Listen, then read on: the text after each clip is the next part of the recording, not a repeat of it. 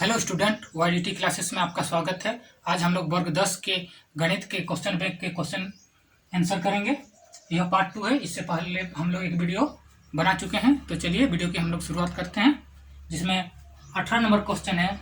दर्शाइए कि 5 minus root 3 अपरिमेय संख्या है। ठीक है, तो चलिए इसको हम लोग बनाते हैं।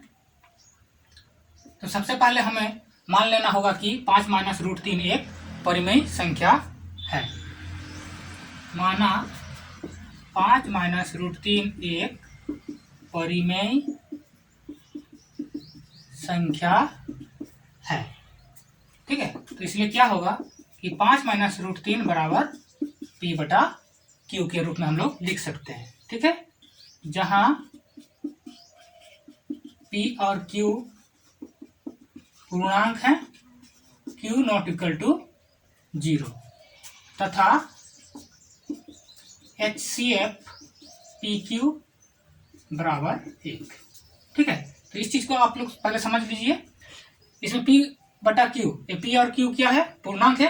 Q not equal to 0, Q का मान 0 नहीं है, तथा HCF PQ इक्वल टू 1। मतलब P और Q का जो उभयनिष्ठ गुणनखंड है वो कितना है? सिर्फ 1 है। ठीक है, उसी को हम लोग परिमेय संख्या कहते हैं। ठीक है, तो चलिए इसको हम लोग बनाते हैं। तो सबसे पहले क्या करते हैं, देखिए यहाँ माइनस रूट 3 है, इसको उस पार ले चलते हैं और पी बटा क्यू को हम लोग इस पार ले आते हैं। तो ये बन जाएगा 5, ये प्लस था, इधर आएगा तो माइनस पी बटा क्यू, और ये माइनस रूट 3 था, उस पर जाएगा तो प्लस रूट 3 में आ जाएगा।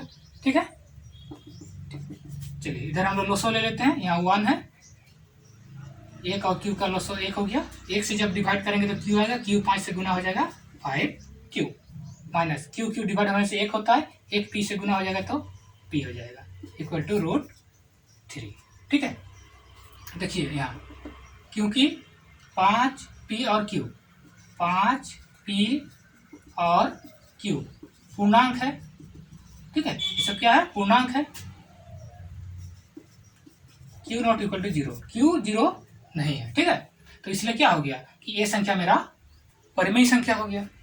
ठीक है, तो इसलिए हम लोग लिखेंगे, इसलिए 5Q माइनस पी बटा क्यू एक परिमेय संख्या है, तथा ये जो रूट 3 है ये एक अपरिमेय संख्या है। रूट 3 एक अपरिमेय संख्या है। इसलिए क्या होगा, ए और ए वाला बराबर नहीं होगा, मतलब 5Q माइनस पी बटा Q not equal to root 3। ठीक है, तो जब ए बराबर नहीं है तो इसका मतलब हुआ कि 5 माइनस रूट 3 भी पी बटा क्यू के बराबर नहीं होगा। ठीक है, तो इसलिए हम लोग लिख सकते हैं कि 5 minus root 3 not equal to P बटा क्यू। इसलिए 5 माइनस रूट 3 एक अपरिमेय संख्या है। ठीक है, ये सिद्ध हो गया। अगला प्रश्न देखते हैं, 19 नंबर। दर्शाइए कि एक धनात्मक विषम पूर्णांक 4Q+1 अथवा 4Q+3 के रूप का होता है, जहां Q एक पूर्णांक है। ठीक है, तो क्या दिखाना है कि इसमें कोई भी धनात्मक जो विषम पूर्णांक होगा, विषम संख्या, वो किस रूप में रहेगा? 4Q+1 या 4Q+3। ठीक है, तो चलिए इसको बनाते हैं हम लोग। माना धनात्मक पूर्णांक ए और बी है, जहां ए ग्रेटर देन बी तथा बी इक्वल टू 4 है। ठीक है, तो हमने दो धनात्मक पूर्णांक ले लिए, ए और बी, जहां पर ए बड़ा है बी से। ठीक है, और बी का जो मान है वो है 4। ठीक है, तो इसलिए यूक्लिड विभाजन प्रमेयिका से क्या होता है कि ए बराबर BQ प्लस आर, जहां 0 या के बराबर या 0 से बड़ा होता है शेषफल यानी आर, और शेषफल से बड़ा भाजक यानी बी। ठीक है, तो इसलिए मेरा बी का मान दिया हुआ है 4, इसलिए 4Q प्लस R, ठीक है, जहाँ 0 के बराबर या 0 से बड़ा होता है शेषफल R और R से बड़ा होगा मेरा 4, यानी जो शेषफल होगा वो 4 से छोटा होगा। तो इसलिए संभावित शेषफल क्या होगा, इसलिए संभावित शेषफल 0, 1, 2, 3, क्योंकि 4 से छोटा होगा शेषफल, तो इसलिए 0, 1, 2 और 3। तो इसमें देखिए जो शेषफल है वो सम पूर्णांक का अलग शेषफल होता है और विषम पूर्णांक का अलग शेषफल होता है। तो इसलिए हम लोग इसको अलग अलग लिखते हैं। अगर हम लोग सम पूर्णांक को लिखेंगे तो उसका होगा 4Q प्लस 0, यानी ये 4Q के रूप में रहेगा और 4Q प्लस 2 के रूप में रहेगा सम पूर्णांक। और अगर हम लोग विषम पूर्णांक को लेंगे तो विषम पूर्णांक वो 4Q प्लस 1 और 4Q प्लस 3 के रूप में रहेगा। यही हम लोग को दिखाना था, ये प्रूव हो गया। अगला प्रश्न देखते हैं। सिद्ध कीजिए कि √5 अपरिमेय संख्या है। तो सबसे पहले हम लोग √5 को एक परिमेय संख्या मान लेते हैं। माना √5 एक परिमेय संख्या है, तो इसलिए हम लोग √5 को √5 बराबर P बटा Q के रूप में लिख सकते हैं, जहां P और Q पूर्णांक है, ठीक है, Q नॉट इक्वल टू 0 तथा HCF PQ इक्वल टू 1। मतलब P और Q पूर्णांक है, Q not equal to 0, Q का मान 0 नहीं है, और जो PQ है उसका जो उभयनिष्ठ गुणनखंड है वो 1 है, यानी उस PQ का HCF 1 है, ठीक है। अब हम लोग दोनों तरफ वर्क करते हैं।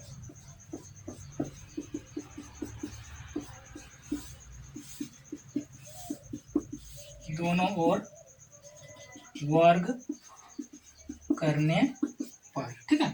तो √5 इंटू √5 क्या हो जाएगा, ये 5 हो जाएगा, और इधर मेरा बन जाएगा P² बटा Q², ठीक है। तो हम लोग देखिए यहाँ 5 है और यहाँ Q², तो हम लोग इसको Q² को यहाँ ला सकते हैं और 5 को यहाँ पर ला सकते हैं। इस तरह इसको लिख सकते हैं हम लोग Q² बराबर P² बटा 5, ठीक है। ये मेरा समीकरण 1 हो जाएगा, ठीक है। अब यहाँ पर ध्यान दीजिए, देखिए कि इस साइड में एक पूर्णांक है और इधर एक भिन्न संख्या है, तो इसका मतलब है कि P² से 5 विभाज्य है, क्योंकि जब भाग लग रहा है तभी तो इधर पूर्णांक बच रहा है। जैसे इसको आप लोग इस तरह समझ सकते हैं, जैसे यहाँ पर 8 है और यहाँ पर हम लोग ले लिए हैं 2 और इधर होगा 4, क्योंकि 2 चौके 8, यानी 4 क्यों आया, क्योंकि 8 2 से विभाज्य है।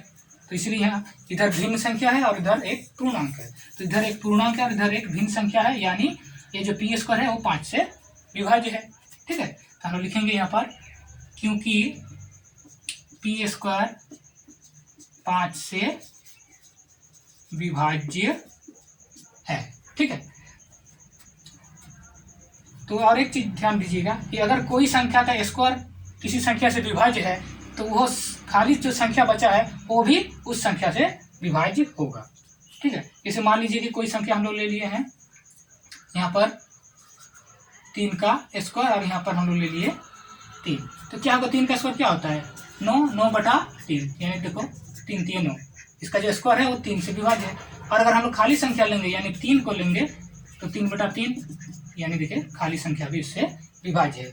इसलिए अगर P² 5 से विभाज्य है तो इसलिए P भी 5 से विभाज्य होगा, ठीक है। तो इसलिए इसको हम लोग इस तरह से लिख सकते हैं कि P बराबर 5m। m क्या है, m कोई एक पूर्णांक है, क्योंकि अगर कोई संख्या 5 से विभाज्य है तो वह 5m के रूप में होगा। जैसे मान लीजिए कि कोई संख्या है मेरा 15, अगर इसको हम लोग 5 से भाग करेंगे तो 5 या 15, यानी हम इसको 5 गुने 3, ये देखिए 3 एक पूर्णांक है, तो इसको हम लोग 5 गुना m के रूप में लिख सकते हैं, यानी m कोई भी एक पूर्णांक हो सकता है, ठीक है। अब हम लोग P का जो मान है वो समीकरण 1 में रखेंगे। P का मान समीकरण 1 में रखने पर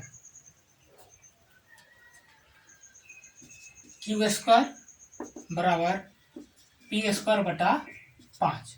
ठीक है, तो क्यू स्क्वायर बराबर क्या हो जाएगा, पी की जगह हम लोग लिखेंगे 5m का स्क्वायर बटा 5। तो ये बन जाएगा क्यू स्क्वायर, 5 का स्क्वायर हो जाएगा 25 और m का स्क्वायर हो जाएगा बटा 5। ठीक है,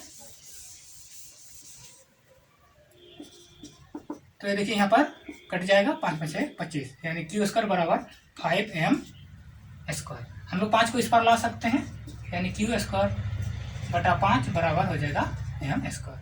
तो यहाँ पर देखिए उसी तरह से फिर आया, इधर एक भिन्न संख्या इधर पूर्णांक है, यानी क्यू स्क्वायर 5 से विभाज्य है, तो क्यू भी 5 से विभाज्य होगा। ठीक है, तो यहाँ लिखेंगे उसी तरह से, क्योंकि क्यू स्क्वायर 5 से विभाज्य है, इसलिए Q भी 5 से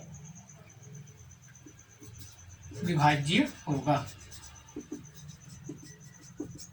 ठीक है, अब हम लोग यहाँ पर देखते हैं कि Q भी 5 से विभाज्य है और जो P था वो P भी 5 से विभाज्य है, यानी P और Q का जो उभयनिष्ठ गुणनखंड है 1 के अतिरिक्त 5 भी है।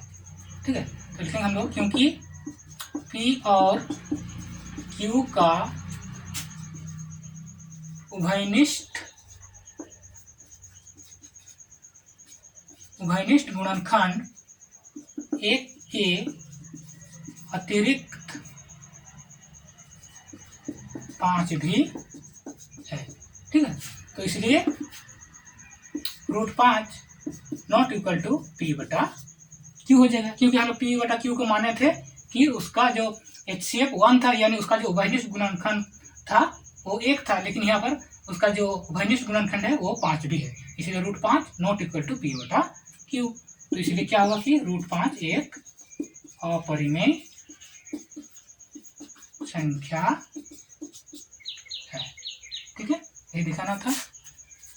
अगला प्रश्न देखते हैं 21 नंबर, सिद्ध कीजिए कि 3 + 2 √5 एक अपरिमेय संख्या है। तो सबसे पहले हम लोग 3 + 2 √5 को एक परिमेय संख्या मान लेते हैं। माना 3 + 2 √5 एक परिमेय संख्या है, तो इसलिए क्या होगा कि 3 + 2 √5 बराबर हम लोग इसे P बटा Q के रूप में लिख सकते हैं, P बटा Q परिमेय संख्या के रूप में लिख सकते हैं। ठीक है, जहां P और Q पूर्णांक है, Q नॉट इक्वल टू 0 तथा HCF PQ बराबर 1, यानी P और Q पूर्णांक है, Q not equal to 0, Q का मान 0 नहीं है, और P और Q का उभयनिष्ठ गुणनखंड 1 है, यानी उसका जो P और Q का HCF वो 1 ही है। ठीक है, 3 को हम लोग उस पर ले चलते हैं, 2 √5 P बटा Q प्लस में था, इधर गया तो माइनस, 2 √5 बराबर, यहाँ पर हम लोग प्लस ले लेते हैं, Q डिवाइड होगा 1 P से गुना होगा तो P, माइनस 1 से डिवाइड करेंगे तो Q आएगा, Q 3 से गुना हो जाएगा 3Q। अब 2 को भी हम लोग उस पर ले चलते हैं, P - 3Q बटा 2 उस पर चला जाएगा तो ये 2Q बन जाएगा। ठीक है, तो यहाँ देखिए P Q 3 और 2 है, ये सब पूर्णांक है, यहाँ देखिए क्योंकि 2 3 P और Q पूर्णांक है। ठीक है, Q नॉट इक्वल टू 0, ये तो पहले ही कहा गया कि Q नॉट इक्वल टू 0 है ना, तो इसलिए क्या हो जाएगा, ये संख्या मेरा एक परिमेय संख्या है, इसलिए हम लोग लिखेंगे कि P - 3Q बटा 2Q एक परिमेय संख्या है, तथा ये देखिए √5 एक अपरिमेय संख्या है। ठीक है, तो क्या है कि P - 3Q बटा 2Q एक परिमेय संख्या हो गया और √5 एक अपरिमेय संख्या हो गया, तो इसलिए हम लोग का क्या होगा कि √5 नॉट इक्वल टू हो जाएगा P - 3Q बटा 2Q। तो जब यहाँ पर बराबर नहीं है तो इसलिए हम लोग का 3 + 2 √5 नॉट इक्वल टू पी बटा क्यू, तो ये भी बराबर नहीं होगा। ठीक है, इसलिए हो जाएगा 3 + 2√5 नॉट इक्वल टू पी बटा क्यू। ठीक है, तो इसलिए क्या होगा कि 3 + 2√5 एक अपरिमेय संख्या है, अपरिमेय संख्या है। ठीक है, ये सिद्ध हो गया। अगला प्रश्न देखते हैं 22 नंबर। यूक्लिड विभाजन प्रमेयिका का प्रयोग करके दर्शाइए कि किसी धनात्मक पूर्णांक का घन 9m 9m+1 या 9m+8 के रूप का होता है। ठीक है, चलिए इसको बनाते हैं। तो सबसे पहले हम लोग एक संख्या ले लेते हैं, माना धनात्मक पूर्णांक a और b है। ठीक है, a और b दो धनात्मक पूर्णांक है, a > b, और a जो है वो b से बड़ा है तथा b = 3 है, यानी b का मान 3 है। तो इसलिए क्या होगा, इस 3 से अगर हम लोग का भाजक 3 है तो उसका जो शेषफल होगा वो 3 से छोटी संख्या होगा, यानी 0, 1 और 2। तो इसलिए संभावित शेषफल क्या हो सकता है, इसलिए संभावित शेषफल r बराबर क्या होगा 0, 1 और 2। ठीक है, तो इसलिए a बराबर क्या हो सकता है, a बराबर 3q + 0, यानी इसको हम लोग 3q लिख सकते हैं, या 3q + 1 या 3q + 2। ठीक है, ये एक धनात्मक संख्या इस रूप में हो सकता है। तो इसका जो घन होगा, इसका अगर हम लोग घन करेंगे तो वो किस रूप में आएगा, 9m+1 या 9m+8 के रूप में होता है। ठीक है, तो चलिए इसको आगे हम लोग बनाते हैं। aq बराबर क्या है, देखिए पहला 3q, तो हम लोग इसको ले लिए 3q, तो क्या हो जाएगा, देखिए 3 का क्यूब 27 हो जाएगा और q का घन हो गया। तो यहाँ से हम लोग 9 को बाहर करते हैं, 9, यहाँ बचेगा 3 और q का क्यूब, यानी इसको हम लोग 9 और इसको हम लोग मान लेंगे m, तो 9m हो गया। ठीक है, यहाँ पर m बराबर क्या है, m का मान ये वाला है 3q का। ठीक है, अगला लेते हैं हम लोग 3q + 1, 3q + 1, इसका भी हम लोग घन करेंगे। ठीक है,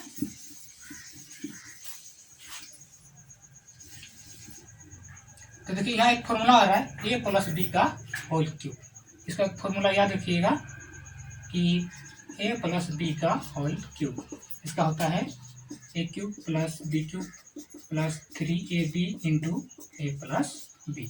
तो इसी फॉर्मूला में हम लोग को इसको बैठाना है। ठीक है, a³ + b³ + 3ab × a + b। ठीक है, चलिए 3 का घन कितना होता है, 27, और q का घन हो जाएगा, 1 का घन 1 ही होता है, 3 3 9 q, यहाँ 9q हो गया। ठीक है, और यहाँ 3q + 1, 27q + 1, अब देखिए 9 इससे गुना हो जाएगा, 9 × 27, q का स्क्वायर, और इससे गुना हो जाता है 9q। अब ये जो 1 है इसको हम लोग साइड कर लेते हैं,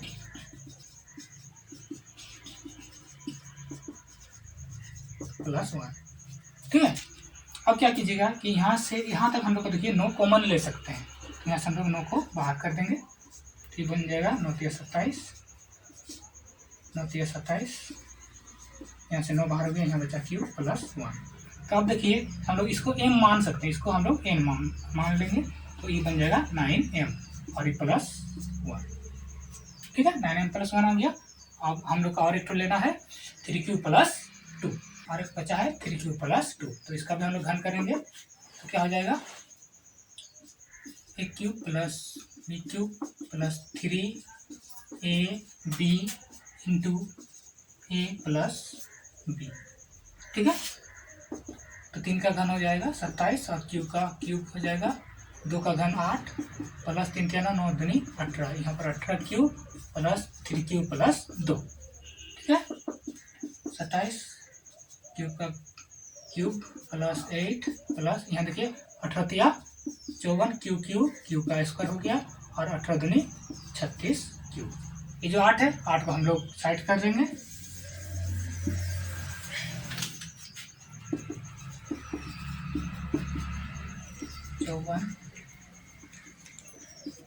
क्यूब का स्क्वायर प्लस 36 क्यूब और ये वाला प्लस 8। अब हम लोग यहाँ से यहाँ 9 को कॉमन ले लेंगे। 9 तिया 27 क्यूब का क्यूब प्लस 9 54 क्यूब का स्क्वायर 9 चौके 36 क्यूब, ठीक है, प्लस 8। तो हम लोग इसको m मान लेंगे तो ये हो जाएगा 9m प्लस 8, ठीक है। तो इसलिए हम लोग क्या देखें कि a का जो घन हुआ वो 9m के रूप में 9m प्लस 1 और 9m प्लस 8 के रूप में है, ठीक है। यहाँ पर आप लोग लिख सकते हैं इसको, m का जो वैल्यू था इसमें m का वैल्यू ये वाला है 3 क्यूब का क्यूब प्लस 6 क्यूब का स्क्वायर प्लस 4, ठीक है। तो ये देखिए हम लोग का सिद्ध हो गया कि किसी धनात्मक पूर्णांक का घन 9m प्लस 1 या 9m प्लस 8 के रूप में होता है, ठीक है। चलिए अगला प्रश्न हम लोग देखते हैं। अगला प्रश्न है 23 नंबर। यूक्लिड विभाजन प्रमेयिका का प्रयोग करके 4052 और 12576 का HCF ज्ञात करें। तो सबसे पहले हम लोग इसको विभाजन विधि से HCF निकाल लेते हैं।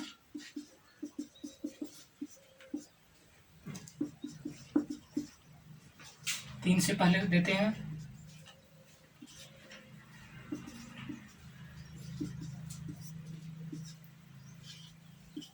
420 आ गया।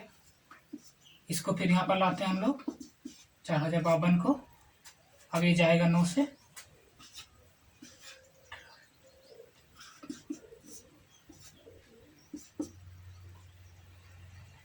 दो 272 आ गया। 420 यहाँ पर आएगा, 1 से जाएगा,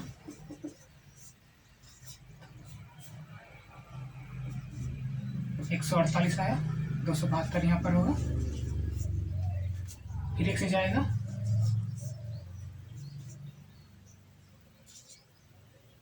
124 आया,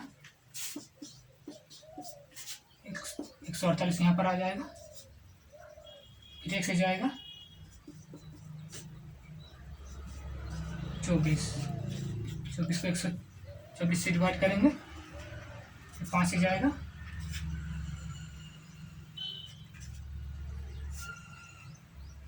4 आएगा, 24 यहाँ पर आएगा, 4 छक 24। देखिए पूरी तरह से कट गया, यानी HCF 4 आया, ठीक है। इसको हम लोग यूक्लिड विभाजन प्रमेयिका से बनाएंगे। तो किस तरह से बनाएंगे देखिए, 12576, देखिए किससे विभाजित किया हम लोग, 4052 से। कितना से गुना करना पड़ा, 3 से। शेषफल कितना आया, 420, ठीक है। फिर 4052 यहाँ पर आ जाता है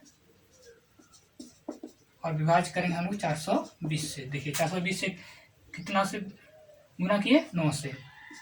देखिए इसका शेषफल कितना आया, 272, ठीक है। तो 420 यहाँ पर आ जाएगा और जो शेषफल है वो यहाँ पर आता है इस तरह से। तो 272 को हम लोग 1 से गुना किए, शेषफल 148 आएगा, ठीक है। फिर 272 यहाँ पर आ जाएगा, 148 यहाँ पर, 148 को हम लोग देखिए 1 से गुना किए, शेषफल आया 124, ठीक है। फिर 148 यहाँ पर इस तरह से आएगा और 124 से हम लोग को भाग करना है। फिर 124 से किए तो एक बार में से गुना करना पड़ा, शेषफल आया 24। फिर 124 को हम लोग 24 से भाग करेंगे तो 5 से गुना करना पड़ा और शेषफल आया 4, ठीक है। फिर इस 24 को हम लोग 4 से भाग करेंगे तो 4 छक 24, शेषफल 0 हो गया। तो मेरा जो HCF होता है, ये जो B का मान होता है यही HCF होता है। तो इसलिए लिखेंगे कि 4052 और 12576 का HCF बराबर 4, ठीक है। तो आज हमने वर्ग 10 के पहला चैप्टर परिमेय संख्याओं के जो क्वेश्चन बैंक में प्रश्न दिए गए थे उनके हल किए। अगर आपको ये वीडियो अच्छा लगा तो लाइक और शेयर कीजिए, और अगर आप इस चैनल पर नए आए हैं तो इस चैनल को जल्दी से सब्सक्राइब कीजिए। मिलते हैं हम लोग अगले वीडियो पर।